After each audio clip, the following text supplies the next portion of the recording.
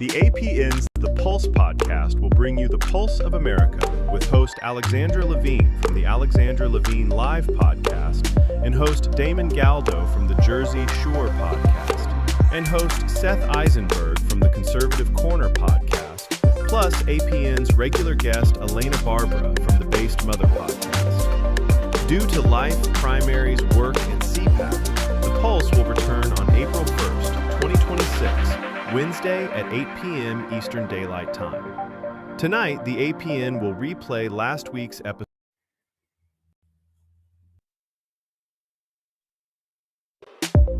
America's Pulse Network welcomes you to the Pulse Podcast. Today we've got a packed show, from breaking news to informative topics that will keep you well informed. So, please click the subscribe button to get notified of upcoming episodes. If you like what the APN's The Pulse Podcast talks about, then please share the Pulse with others. During this episode of The Pulse, the host looks forward to your comments. Tonight's APN's The Pulse Podcast starts now.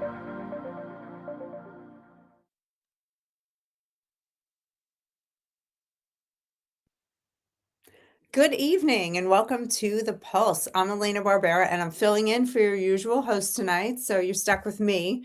As always, there is a lot to cover. We're going to be looking at Iran's trump card in the conflict, controlling the Strait of Hormuz, and the possible effect on the world's oil supply. But first, there's so much crime, corruption, and obstruction going on right here at home from New York to LA, so we're going to dig into a lot of that stuff too. Before we do, though, I'm going to bring on my co-host, Seth Eisenberg from the Conservative Corner. Let's get him in here and we'll get started right away. Hey, how are you?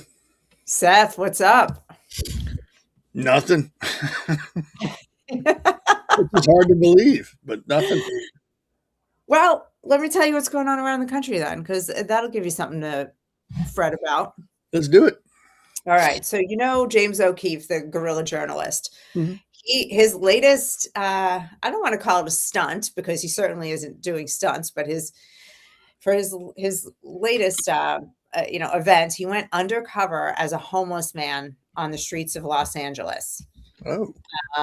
It turns out that the homeless in LA are being given cash and goods in exchange for their signatures on voter registration paperwork and election petitions, which is illegal. Yeah, I was going to say it's against the law, isn't it? Yeah, very, very, very much against the law, both federal and state law.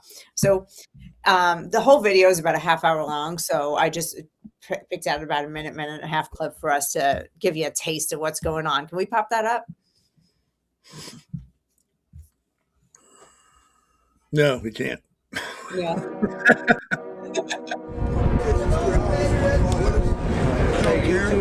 Now we're gonna give you $2. We just need 14 signatures. The petitioner Brenda Brown hands cash money to the homeless person, not only for signing the California ballot initiative, but also as payment for them to register to vote. Now, because you haven't registered, I need to register you so I can get paid too.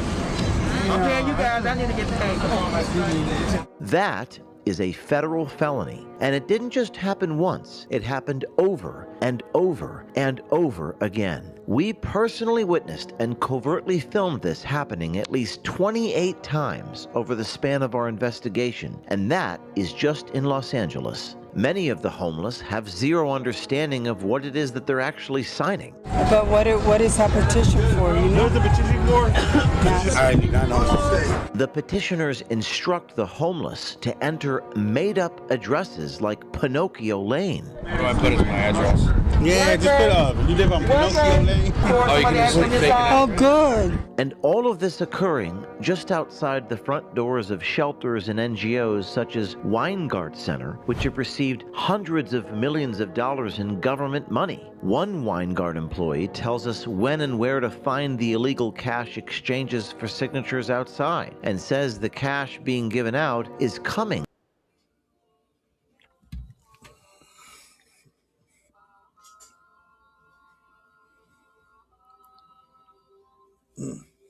Well, Seth,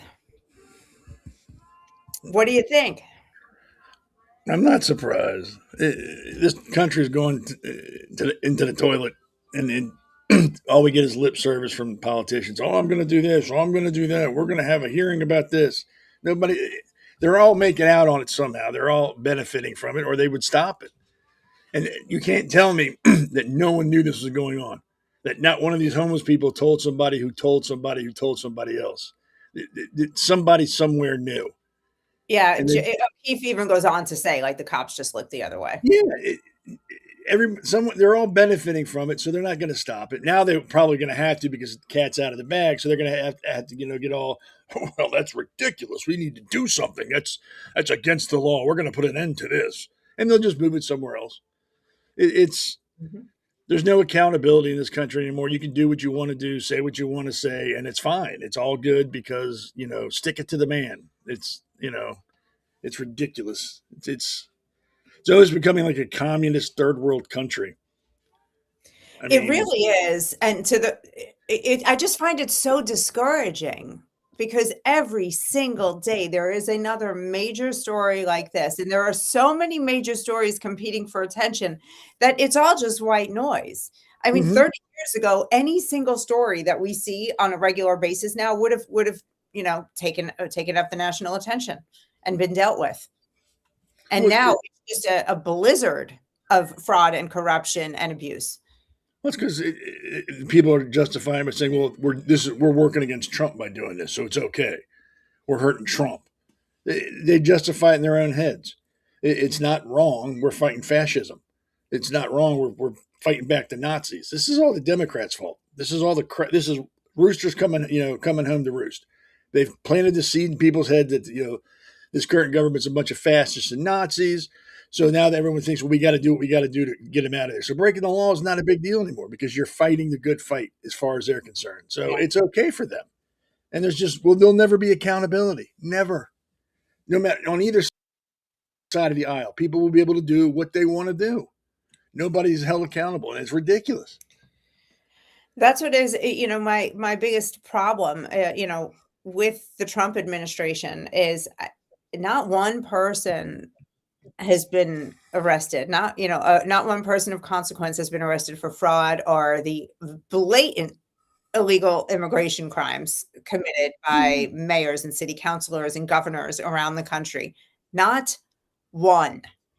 And, there's that faction, that is just, and I am I would call myself loyal to the president, but that doesn't mean I can't criticize him. But the people who refuse to even look and criticize him at all, they just go, oh, be patient, be patient. Okay, that worked on me the first 6 months of 2025. But now we're in the first 6 months of 2026, and you can't tell me it takes that long to put together a case. I could put together a case on the immigration law against every governor in every blue state and every mayor. Yes, there's more than enough evidence to show their crimes. That's just public. Never mind what's behind the scenes. They're not doing it. Right. They're not doing it. It's not happening. Nothing's changing. And they won't. They never will. This is what the Republicans will use to run on next election cycle. Hey, we're going to start cracking some skulls here. We got some, law. We've got some subpoenas coming out. We're going to start jailing some of these people. You just got to put me back in office so I can start this ball rolling. And suckers will line up to vote for the election cycle. Hey, we're almost there. We got some more names. We're going to start locking people up. You just got to vote for me again and put me in office. We'll get them and put in jail. And the suckers will line up to vote for them, and it'll continue. And the Democrats will do the same thing. We got names. We're going to start locking people up. You just got to vote for me. And the suckers will line up. And then they'll all go out and have a beer and laugh and go, look at the suckers. We get to keep our job and don't got to do nothing. The Democrats do try to lock up the Republicans. I mean, they actually. I think they try, but deep down inside, they know nothing's going to happen. They know they're not going to get anybody arrested, but it looks good for the camera. Their constituents are happy because they're trying something. Republicans don't even try. At least the Democrats try to do what they're going to say, knowing it's not going to happen. They're not going to get anybody arrested. No one's going to lose their job, but it looks good to their people. Republicans just don't care if it looks good or not. They just, we're going to do it and then never do anything. Never. It's like they're afraid. They're scared to do anything. Yeah. Yeah, I completely agree, and I'm trying not to be completely discouraged because we gotta fight. We gotta Oh yeah. go down swinging. I mean that's becoming complacent isn't an option. But I do admit to moments of weakness where I'm like, what's the point if every single day a new story of corruption like this is going to come out? Where hundreds of millions of dollars are going to an organization that's then going out on the streets and guiding homeless people to free money to take care to do illegal activity. Like it's just what is the point? But I still am finding myself telling people we have to still get out and encourage people to vote in the midterms for Republicans, not because we believe in the Republicans, because it's just to hold off the Democrats because they're even worse. And I'll say it. I'll go past that. I tell people, everybody, if you vote for somebody, educate yourself. Don't just take it because there's an R after their name and think that they're Republican and they're conservative. You need to get off your ass and look at the candidate before you vote for them, because you might be shocked. You look into some of these Republicans; they're not Republicans. Like that one lady we were talking about last time, in Georgia, who's a diehard Democrat but running as a Republican because she knows she can win. Yes, so, She'll yep. win because nobody will check it. They'll, oh, Republican, okay. People need to start looking at these people, start vetting them, not just assume that, oh, it says they're Republican and they're conservative, we're good. No, you need to look into these people. So the attorney general, guy running, his name is escaping me right now. The guy who's running for attorney general as a Republican in South Carolina, he just switched. He was a lifelong Democrat. He, stumped for Biden. Said President Biden was one of like the most inspiring politician he's ever known, like nonsense like that, like highfalutin, butt kissing. Then you have the one in Georgia who was run out of town in Illinois. That's Tiffany Henyard. Oh, yeah. She was run out of town. She was the mayor of this little town called Dalton, Illinois, and she was under investigation for squandering and stealing tens of thousands of dollars on an extravagance when her town, the median income there was $24,000 a year. These people are dirt floor poor. And she was staying at the Four Seasons, and you're the mayor of the middle of nowhere and you're at the Four Seasons spending $13,000. So she got run out of Illinois. She never got charged, of course, because as we just already discussed, nothing ever happens. And now she's running for a Fulton County Commission seat in Georgia, and she'll have an R next to her name. She's running unopposed because Republicans are weak and aren't putting a real Republican up for election. And there you have it. And now you'll have this lunatic who's like Jasmine Crockett's dumber cousin. Like if you could, like, she makes Jasmine Crockett look like a real legislator. And she's probably going to win. Oh, yeah. Yeah. And then there's another one in North Carolina who's running for a state rep position, who flat out said, I'm a Democrat running as a Republican, running in the Republican primary because nobody will pay attention anyway. Flat out said it. And that's just the ones that I know of off the top of my head. I'm sure there's more. Oh, yeah. Speaking of politicians, here comes. Oh, yeah. Hello, Jack Brangan's with us. Hi, Elena. How are you? Seth, how are you doing tonight? Good to see you. Good. How are you? If your things are feeling hopeless, you have to come to New Jersey. I mean, we are as blue as you can get. Our assembly, the Democrats have a supermajority in our assembly. But I do have some announcements because we are doing things in New Jersey. Coming up on Let's go. Yeah, we're not giving up the fight. I mean, yeah, there are moments when it truly is overwhelming.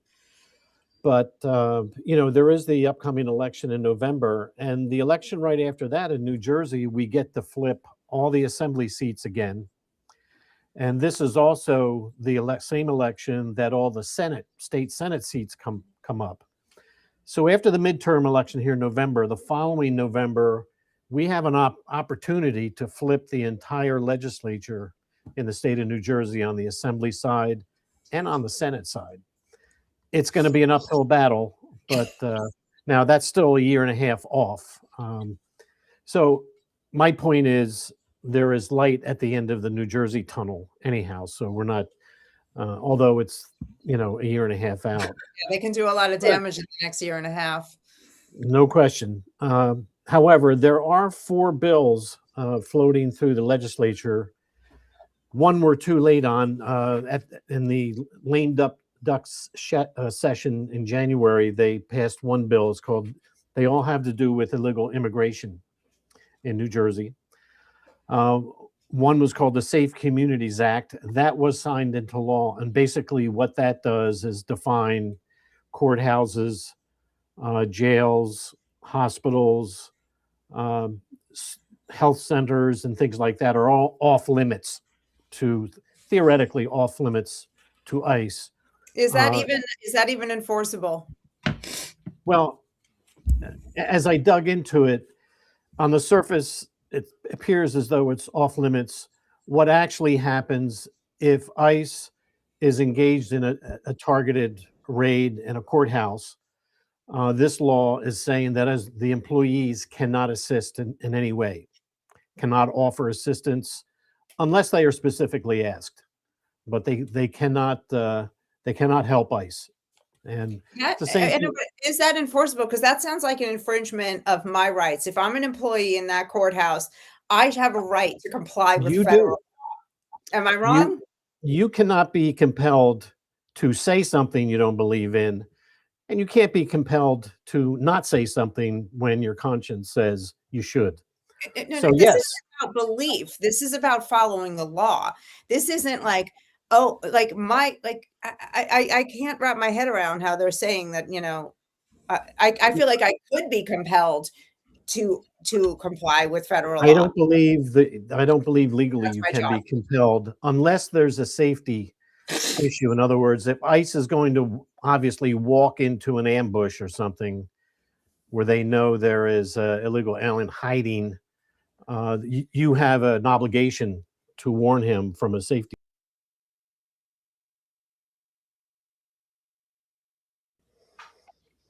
Yeah, so Jack, you were I forget where you are. Apologies. Yeah, I'm just saying, in the normal execution of a real estate transactions, these are all check boxes, milestones during the process. Right. That there is adequate electricity, water, all of the utilities. Something doesn't sound right to me that all of a sudden, after the signature's been put on the papers, that all of a sudden there's no water. Something doesn't sound right here. Yeah, I completely agree. Now he's also, in bed with Senator Warnock, who's, progressive maniac. Yeah. And it's his job to fight ICE. It's like that's his only job is to keep illegal aliens on board. So I would think the HS could sue afterwards for misrepresenting, the facilities. Yeah. Seth, what do you think? Why do you think this guy went to the extreme measure of putting a lock on the water meter when they were trying to open up their account? Because he's going to lose voters. That's the only thing that makes sense. I mean, number one, I don't know why the government's getting involved with a private transaction. A private citizen sold something or leased something to the government, and why are you interfering with commerce? Why are you getting involved with that? Well, it's because of the water and sewer capacity in the town is their excuse. That's bullshit. Which they should have brought up in advance. Yeah. And they knew about this months ago when this was all when they got the permits and all that stuff. They knew about it then, and it wasn't a problem then. It's just like I said, it goes back to accountability. Nobody wants to be accountable for anything. So it's the water. That's why I don't have the balls to tell you I don't want you here because I'm pro illegal aliens. So I'm just going to say it's a water issue. That way I don't look like, such a pansy. It's no accountability. I would have more respect for the man if he just said that, look, I don't want you here. I think we shouldn't be deporting anybody. So I'm going to do what I can to keep you out. And I'm going to start with the water and sewage. Be a man about it.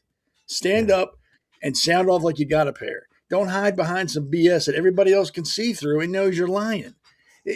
They're doing that here in Hagerstown, Maryland. They bought a rented or whatever, lease a facility to use for ICE detention. And they're fighting it. They've put a block on it. They're stopping commerce. They're stopping a private company from making money because they don't agree with what the government's doing. The man's allowed to make a living. The company's allowed to make a living.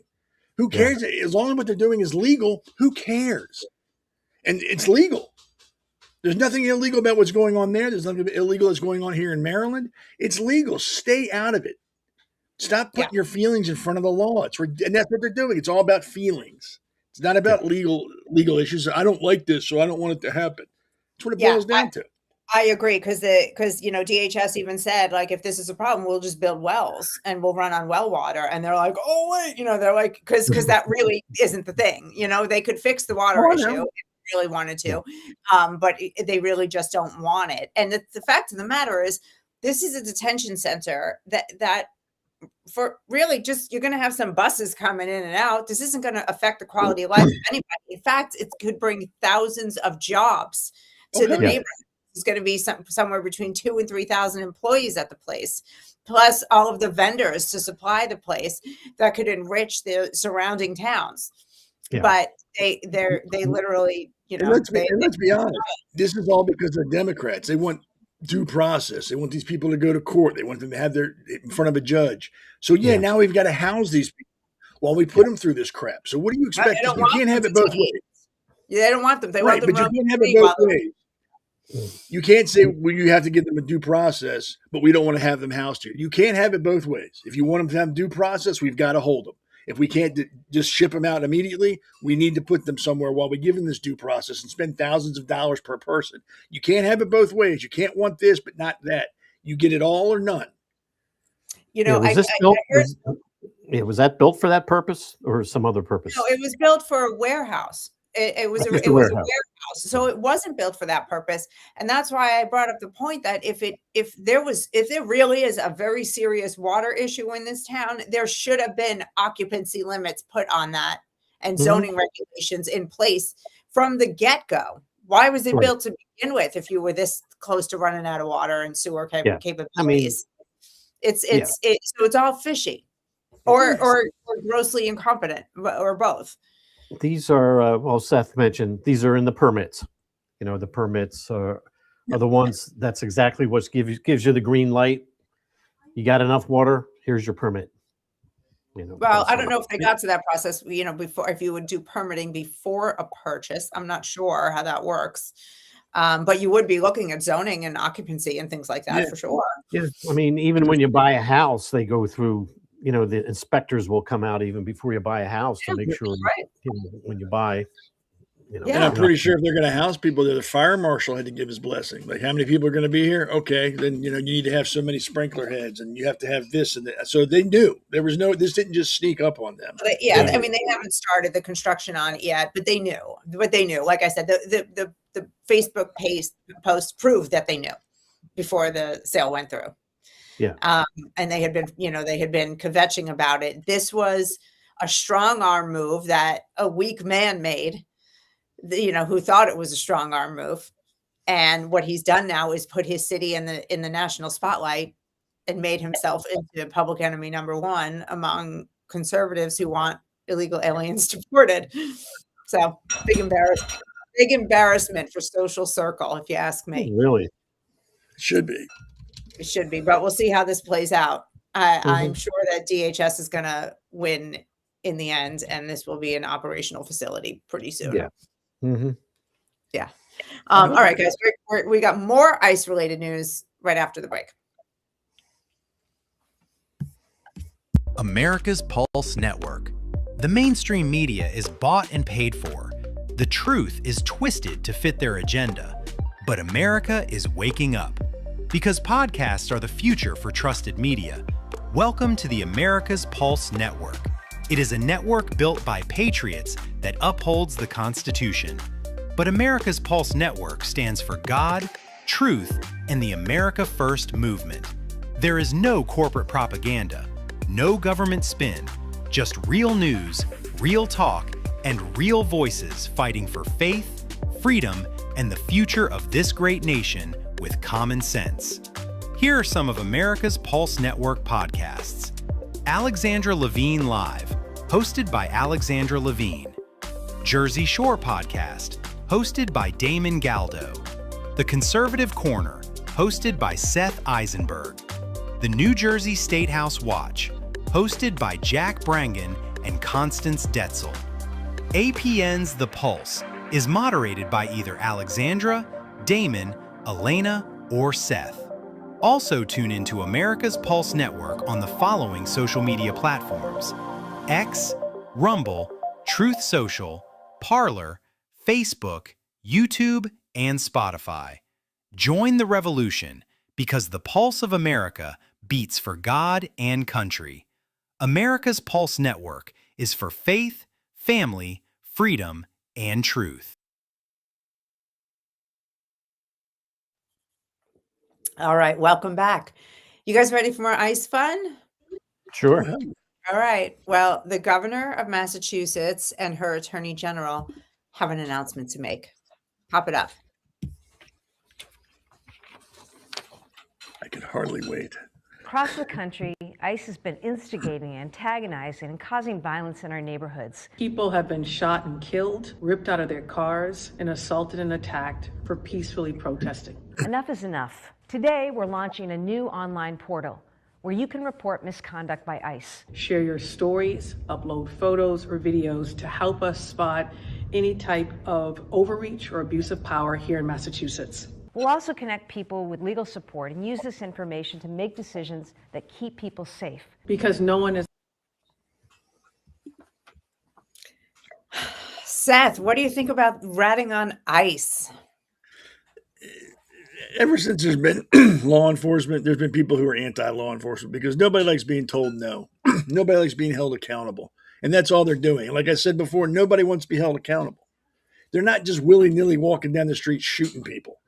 There's not like roving gangs of ICE agents smoking crack and drinking 40s and then walking through the town shooting people like in an old Western movie. They're enforcing that's not the law. what the left thinks. The left actually believes that they are. Well, I know the left also believes that the earth is flat and aliens are coming to visit us on the end of this month. They believe a lot of stuff.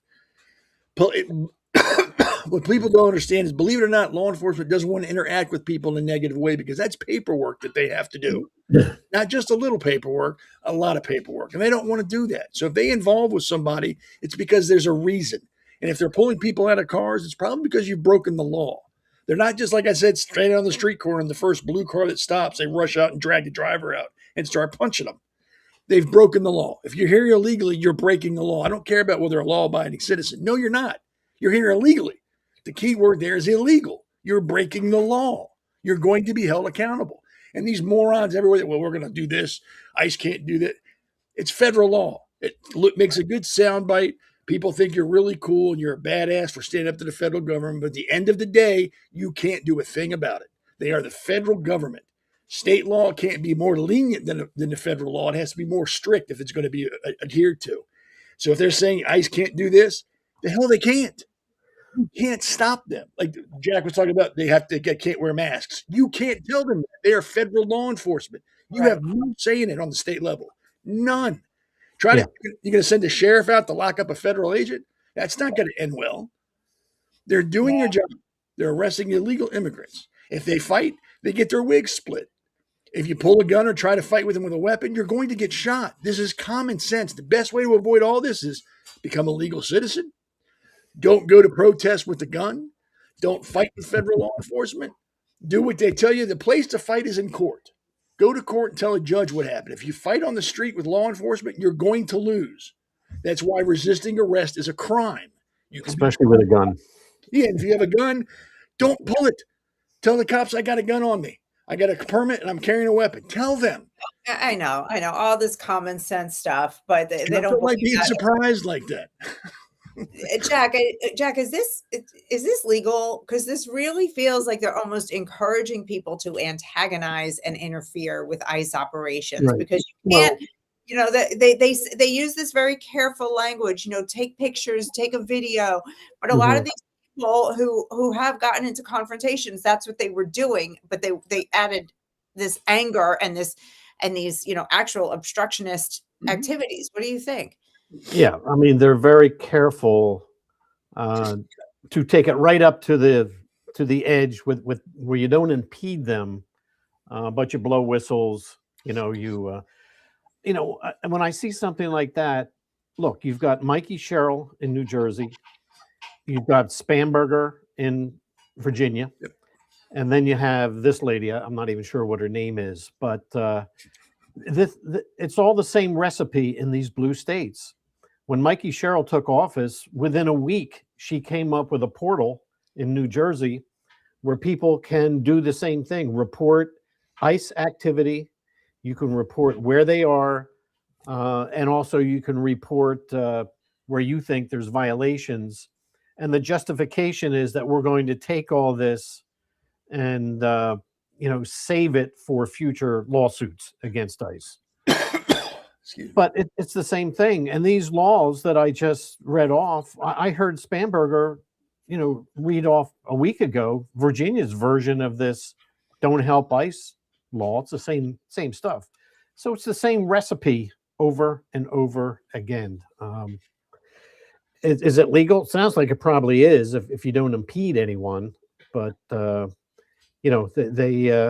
in reality, when you get out on the street and people get worked up, then you end up with these fools that park their car in front of ICE vehicles and just take it all too far and walk around with loaded guns. I mean, don't get me wrong. I'm all for accountability. If you want to film a police officer, an ICE agent doing their job, that's fine. And there's no problem with that. The problem is, like Jack said, when you start to interfere, when you start walking up on them when they're trying to arrest somebody, screaming and yelling and shove the camera in their face, or when you start pushing it because you don't think what they're doing is right. Watching them and filming them is great.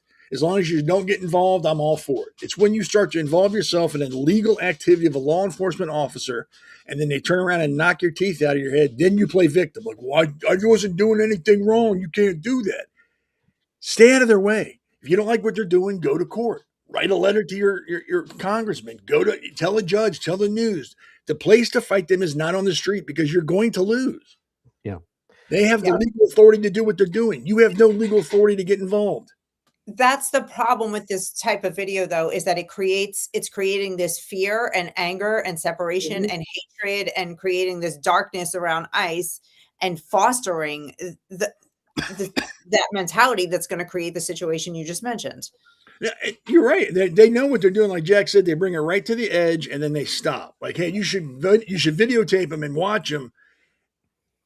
And then they stop. And they want to go fat. They want to go, get involved. If it's not right, get involved. But they know if they say that, then they become legally obligated and legally accountable. So they stop at that point. But they put it out there. They insinuate, hey, if you want to film people are not going to stop. At least. Yeah, if you want to film it and get involved, we can't tell you can't or you should. But, stuff happens. None of this happened during the Obama administration. No. There was 100% cooperation between ICE and the local municipal authorities. And where that cooperation does take place now, you don't hear anything. No. They just pick these people up and off they go and everything's quiet. This is all about keeping illegal immigrants in the state for the purpose of voting. That's, at the bottom, very bottom foundation, it's the voter registration file. That's, to me, that's it. What it's all about. Yeah. What's really funny is these people who are illegal immigrants are complaining about it. If you listen to their story, they'll start off, I've been here 30 years and I own a business. So you're trying to tell me in that 30 years, you couldn't find the time to go apply to be a citizen. In that 30 years, you couldn't find 6 or 7 months set aside to take care of business. But now it's a problem. Now I'm a citizen. No, you had ample opportunity. You had more than enough time to take care of this and you chose not to. I don't feel sorry for you. Not at all. Yeah. What the funny thing is that all these ICE operations, even in blue places, are still happening. So whether or not there are protests, we don't know because the media has turned their eye of Sauron to another, focus right now. The media, right? You got that? That's nice. Media made this into the catastrophe that it is. And we know that. So there may be protests as we speak, ICE protests, but nobody cares anymore. And I think we all can agree, and I'm just going to say it because I'm sure some out there like gnawing at their nails, screaming and yelling. Not everybody behind the badge should be behind the badge. Nobody here is saying that all police and all ICE agents are 100% right all the time. We're not saying that. But what we're saying is stay out of their way. If they're doing wrong, it's going to come up and they're going to have to explain to a judge. It's not for you on the street to decide what's right or wrong. Yeah. Go off. Yes. Yes, absolutely. All right. Let's talk about good versus bad cops now.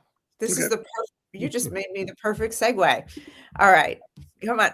Damon, can you pop up this officer? His name is Kai Bowen. He's 42 years old. I believe he's a captain with the NYPD. Oh, yeah. This guy beat the daylights out of a 67-year-old man. His name is Mahadeo Narain. Narain allegedly molested a 15-year-old girl who we believe is related to this officer. Now, I don't know about you, but go, officer. You know, if this man molested your niece or your family member, I'm all for it. You know, I may not sound like a very good Christian or a good citizen right now, but he was off duty and he knows fully well that justice isn't served in places like New York. You can molest a girl and just walk right back out the door and you'll never face any justice. So at least, at a minimum, the guy took a beating. The molester is facing charges, but the cop was arrested.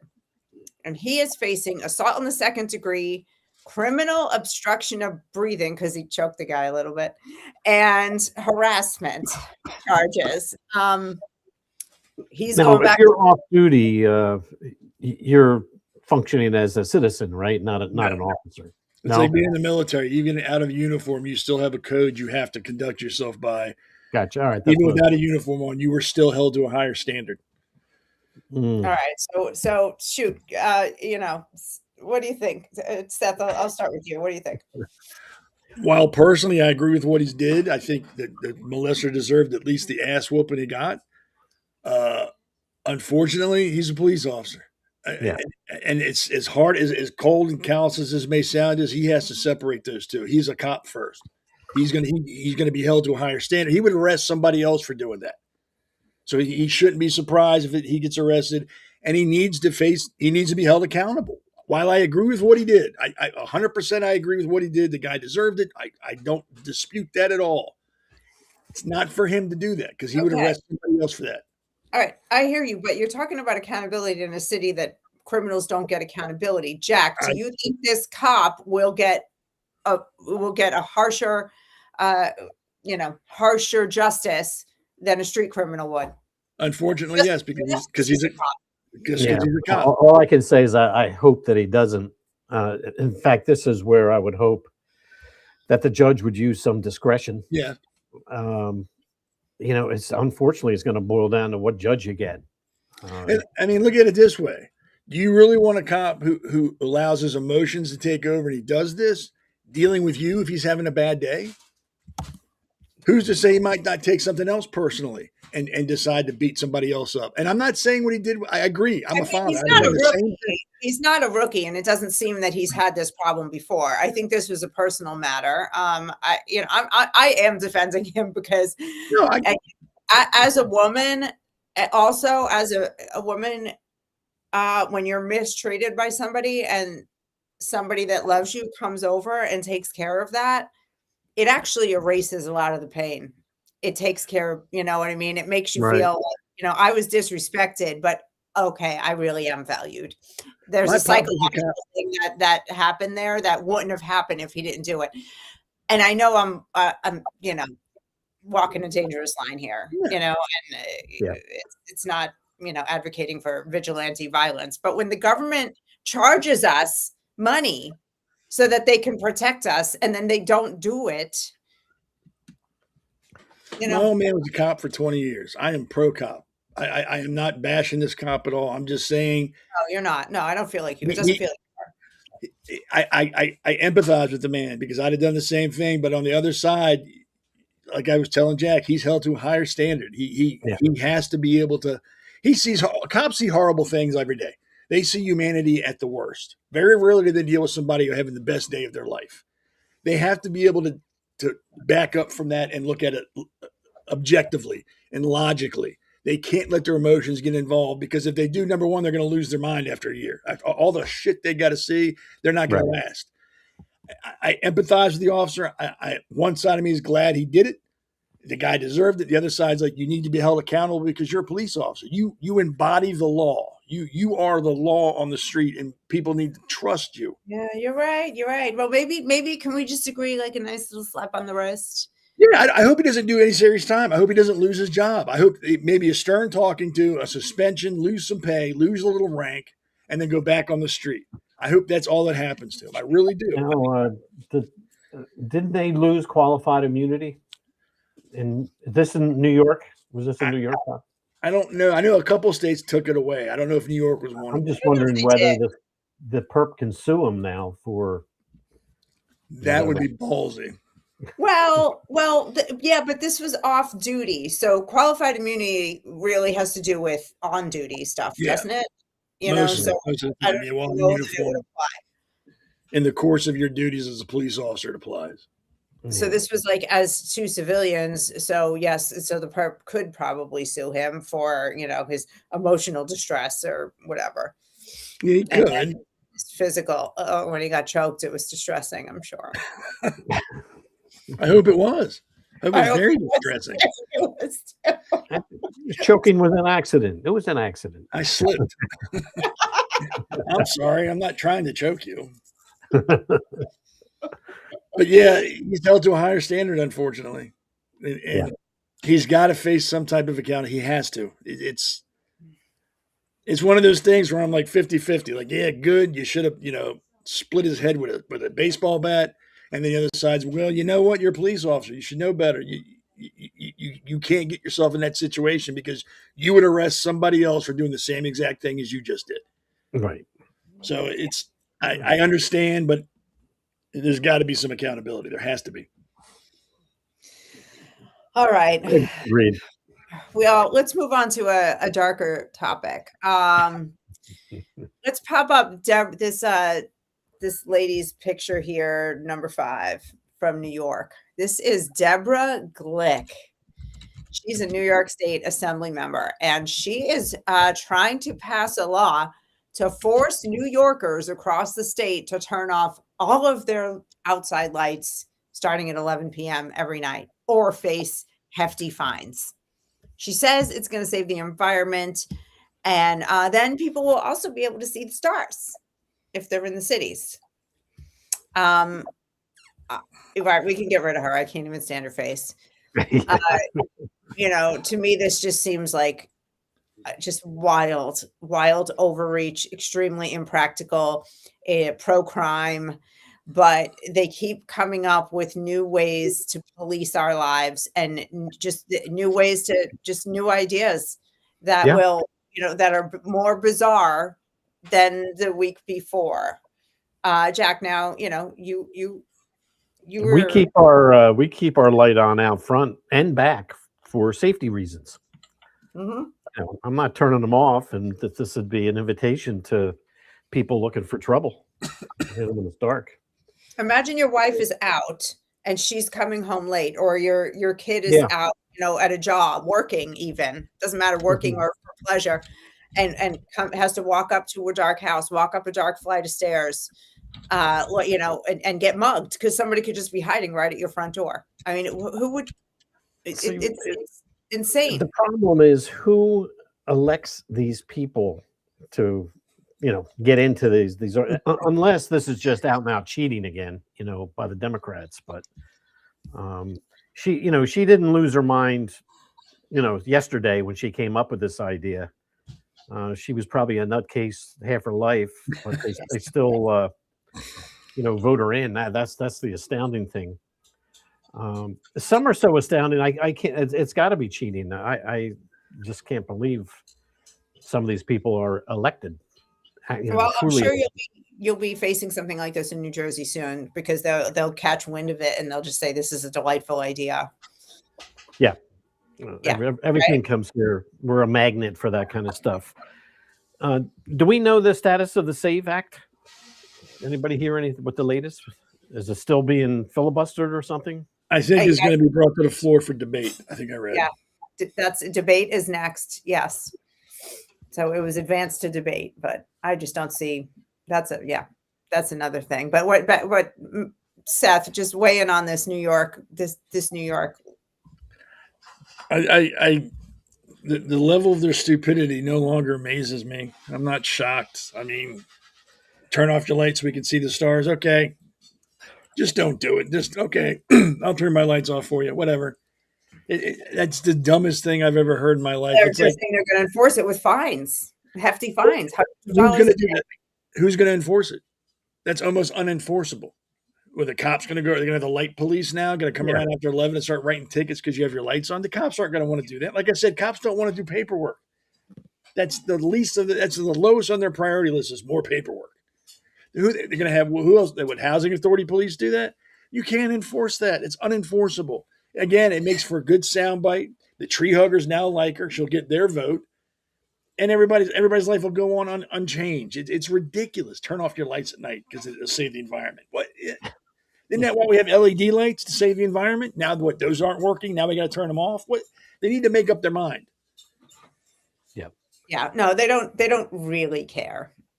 They just want. When I think about I'm going to say thousands, but it's probably at least tens or even hundreds of thousands of laws in this country that these legislators, when you look at the Constitution, that's all we ever really needed. Maybe a little more, maybe a few of the amendments.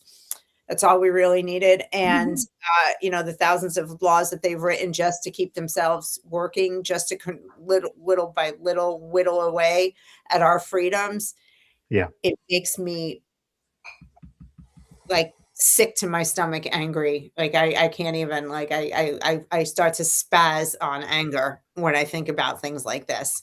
Somebody like that needs to be kicked to the curb from the state house, needs to be ejected from the country. As far as I'm concerned, you want to control my life that much? You can't get far enough away from me. Yeah. It's the old frog in the boiling water. You don't put the frog in the boiling water; it'll jump out. And you put it in the cold water, and you slowly turn the heat up, and it'll stay in there until it's dead. It's the same thing you're talking about. They do little bits at a time because you really don't notice it, or it's not that big of a deal. And by the time you catch on to what they're doing, it's too late. You can't do anything about it. Yeah, in New Jersey, and this is a new session starting up, 8,200 bills have been introduced in this legislature. What? 8,000. Jesus Christ. So what that means, it's recognized on the docket and it gets a number. It doesn't mean anybody stood up and introduced it on the floor. But there's 8,000 bills that are sitting there that have to be either ignored or dealt with. They're in the queue. Right, 8,000 bills. That's insane. That's when I do a bill search, for this session that are introduced and don't put any parameters in, it comes up with 8,200 bills for this session. That's ridiculous. 8,000. What? I'll send you the screen print. That's crazy. I've heard this separately than my own. That's what I'm talking about, though. That makes me just want to flip tables and yeah. No, I really conversation is part of the game. Get everything so jumbled up that nobody knows which end is up. I mean, look at Virginia. Look at all these new taxes they put on the books. It literally, even a mattress. There's a new mattress tax. When you buy a mattress, there's an extra $20 tax on top of the sales tax. Right. Just like there's like a dog walking tax now, dog grooming tax. Everything that you do is taxed in Virginia now. I'm convinced everything. The reason, they make it so hard. They stand there and they scream. People can't afford to eat, but you're not even allowed to hunt or fish and feed your family without checking in with the government first and making sure you're there on the right day. You can't, they'll tell us that the deer is overpopulated, but you're not allowed to go hunt. You're only allowed to go hunting for them certain times. Yep. It's just the amount of control is sickening. I'm ready to go back to, Yeah. Wild Soon they're West. going to allocate 1,500 breaths a day. If you breathe more than 1,500 times. Oxygen tanks. It'll be called oxygen tanks. The oxygen And tanks. you know what, Seth? They will find a way to police that. I'm surprised they haven't yet. And if They're you coming. sneeze, that counts 5. Yeah. Coughing, you're done for the day. You're done. I'm sure somewhere some politician's probably trying to figure that out. Yeah. Oh, all right, guys. We got one more thing to talk about. We'll be right back after this break. Hey, it's great to be on with you. This is a great podcast. It's a lot of fun and it's informative and it's real information. It's none of the frills and none of the nonsense that you hear on the legacy media.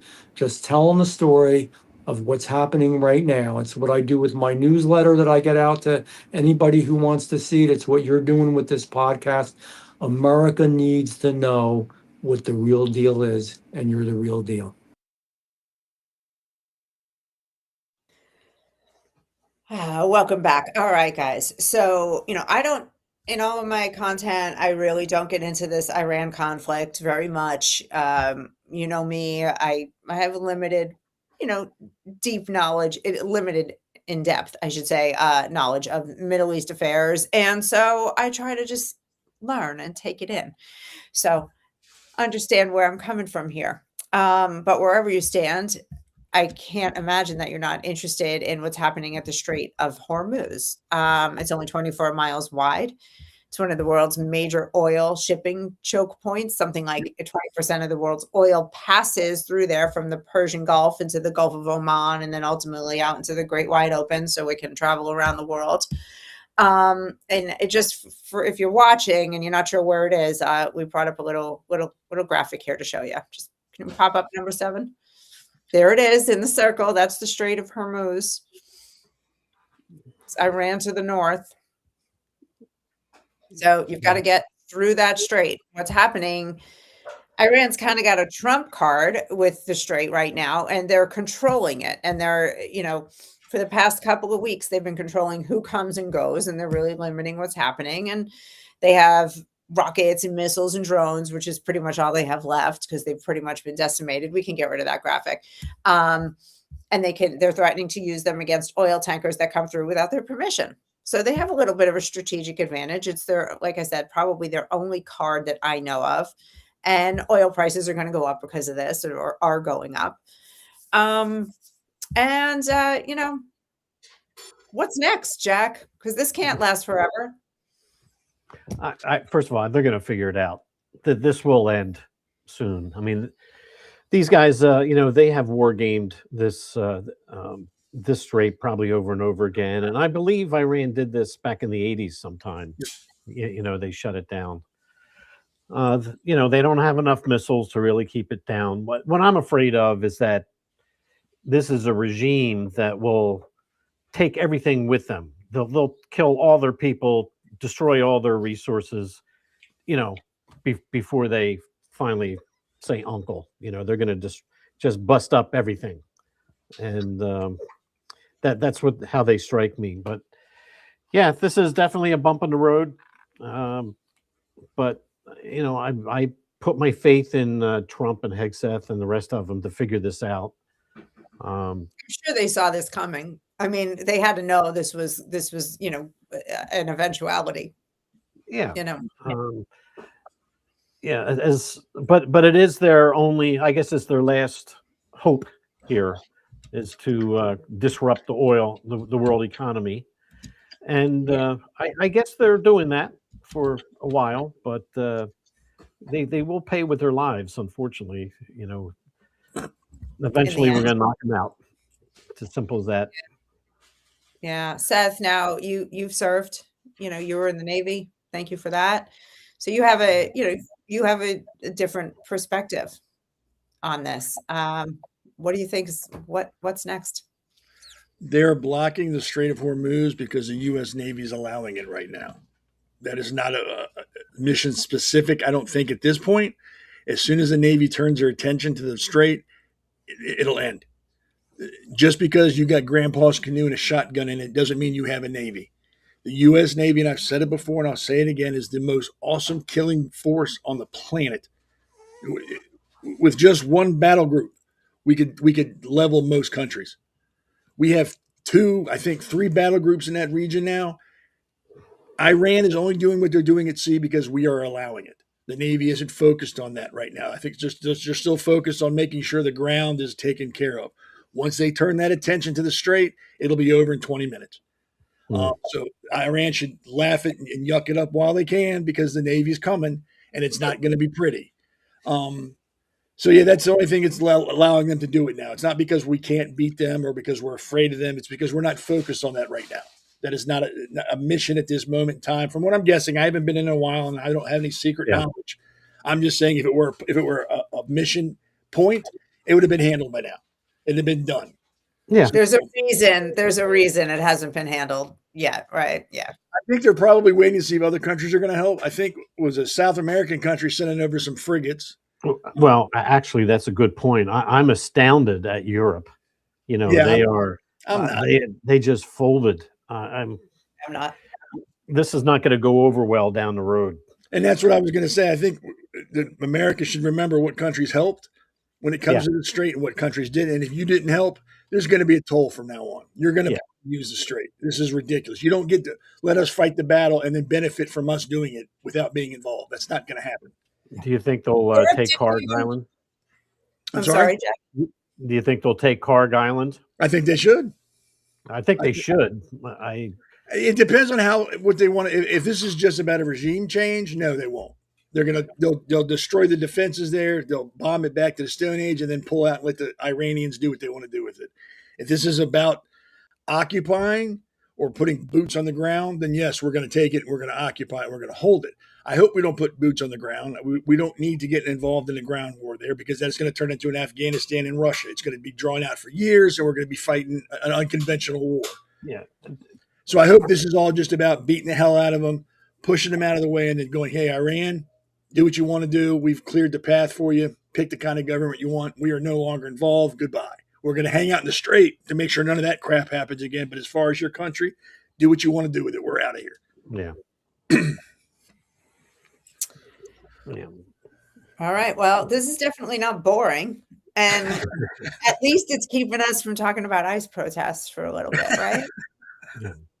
Well, you're all invited to 23rd in Trenton. So if you want to make the trip. Some more excitement. Seth, where are you located? Maryland. I've drove up there that one night to hang out with you all for the, I guess, with the pre-election or the election night thing. Yeah, that was a terrible bar. That was not a good venue for that.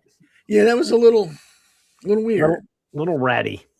I mean, I was shocked how big it was, because it didn't look that big from the outside. I was like, how are we all fitting in here? And then I got inside. I was like, wow, it's pretty big. Yeah.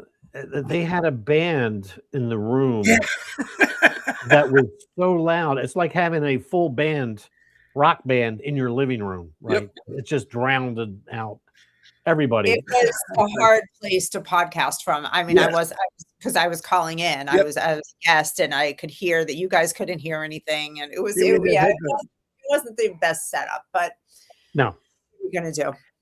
Yeah. What are you gonna do? All right, guys. Well, thank you for coming on for another episode of The Pulse tonight. I'm happy to be hosting again. And I think we had a little bit of some technical snafus earlier, but hopefully those all got worked out. I think, and this episode will get out there quickly. Jack, your new show, the New Jersey State House Watch, just started last week, right? And tell us about that and let everyone know how to find you. Yeah, it's not a house watch; it's the New Jersey State House Watch. Got to put that accent on the right way I had it written down. Yeah, State House Watch. Right. Not a house watch. What house are you watching? Yeah, that's kind of creepy.